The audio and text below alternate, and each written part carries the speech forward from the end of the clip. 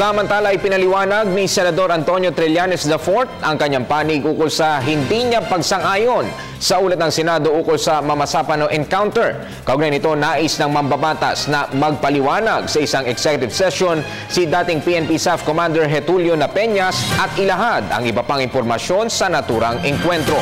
Ang detalye sa ulat ni Jade Miguel.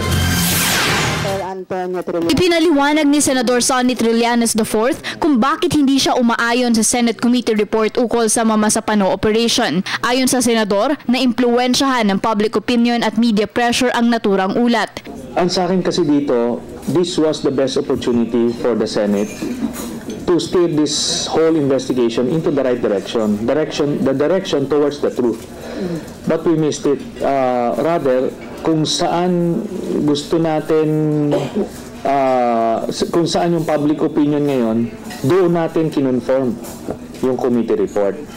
Gaya ng naging pahayag kahapon, sinabi ni Trillanes na naisanan niyang ilabas ng Senado ang mga pahayag ni dating SAF Commander Getulio Napeñas sa executive session patungkol sa kung anong nangyari sa ground.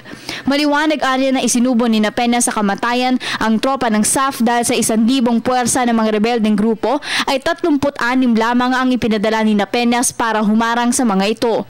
Nilinaw din ng Senador na hindi pinag-utos ng Pangulo sa militar na huwag rumesponde sa SAF. Again, tinanong natin lahat ng resource persons, pinigilan ba kayo ng presidente o sino man? Wala po. Walang ganong lumabas. Ngayon, alam ba ni Presidente Aquino na ganon yung sitwasyon?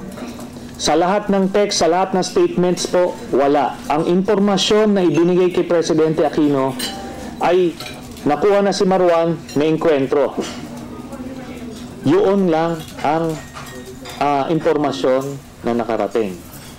Dahil dito, panukala ni Trillanes sa Senado na ilabas sa Mayo ang mga nasabing detalye na ibinulgar sa executive session. Siniguro rin ng Senador na mag-iiba ang impresyon ng publiko sa SAF, militar pati na rin sa mga opisyal ng kapulisan na dawit sa naturang operasyon sakaling isa publiko ang mga nasabing detalye.